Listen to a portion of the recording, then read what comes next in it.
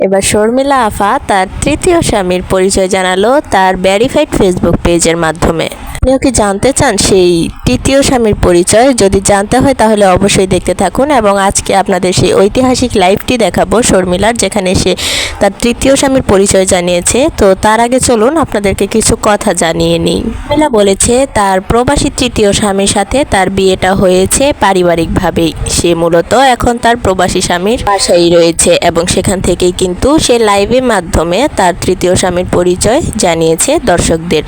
এবং সাবিহা শর্মিলা আরও জানিয়েছে যা তার তৃতীয় স্বামীর সাথে সে কবে বিদেশ চলে যাবে এবং আরও অনেক কথাই জানিয়েছে যেটা সে আগে কোনো লাইভের মাধ্যমে শেয়ার করেনি, এবং সেই সব তথ্যই জানাবো আজকে আপনাদের এই ভিডিওতে। তো সাবিহা শর্মিলার প্রথম স্বামীর সাথে তার ডিভোর্স হয়নি, তার ডিভোর্স হয়েছে কিছুদিন আগে তার প্রথম স্বামীর সাথে। মূলত তার প্রথম স্বামীর সাথে ডিভোর্স না করেই সে আলম হাসানকে বিয়ে করেছিল।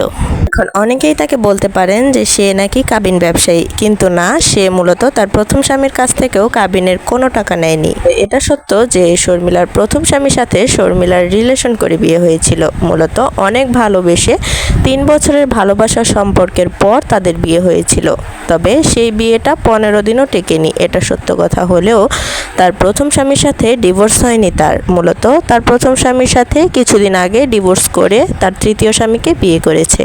মাঝখানে আসে আলম হাসানের কথা। আলম হাসানের সাথে তার ডিভোর্সটা হয়ে গেছে, এটা সোশ্যাল মিডিয়া ভাইরাল হওয়ার কারণে আলম হাসানের সাথে ডিভোর্সের খবরটাও ভাইরাল হয়েছে। আলম হাসানের সাথে তার সম্পর্কটা যেহেতু সোশ্যাল মিডিয়া ভাইরাল, সেহেতু সে ডিভোর্সটাও করেছে সোশ্যাল মিডিয়া ভাইরাল ভাবেই। কিন্তু তার প্রথম স্বামীর সাথে সম্পর্কটাও কেউ জানতো না এবং সে ডিভোর্সটা নিয়েও কিছু বলেনি। আসি শর্মিলার তৃতীয় স্বামীর ব্যাপারে। তার তৃতীয় স্বামী ইতালি প্রবাসী এবং প্রবাস থেকে মাত্র কিছুদিন আগে এসেছে তার বিয়ের জন্য। বর্তমানে তিনি বাংলাদেশে আছেন, তবে মাত্র 3 মাসের ছুটিতে এসেছে বলে জানিয়েছে শর্মিলা, এবং 3 মাস পর শর্মিলাকে সাথে নিয়ে ইতালি চলে যাবে বলে জানিয়েছে শর্মিলা। তার তৃতীয় স্বামী ইতালি প্রবাসী হলেও তার জন্মস্থান বাংলাদেশে, তার পুরো পরিবার থাকে বাংলাদেশে, তবে তিনি ইতালি সেটেল এবং সেখানেই তিনি থাকেন। শর্মিলা জানিয়েছে তাদের বিয়েটা পারিবারিকভাবে হয়েছে। পারিবারিকভাবে তাদের ছেলে এবং মেয়ে উভয় পক্ষের দেখাদেখিতে তাদের বিয়েটা হয় মোবাইলের মাধ্যমে, এবং তারপর অনুষ্ঠান করে মূলত তার স্বামী ইতালি থেকে বাংলাদেশে আসে।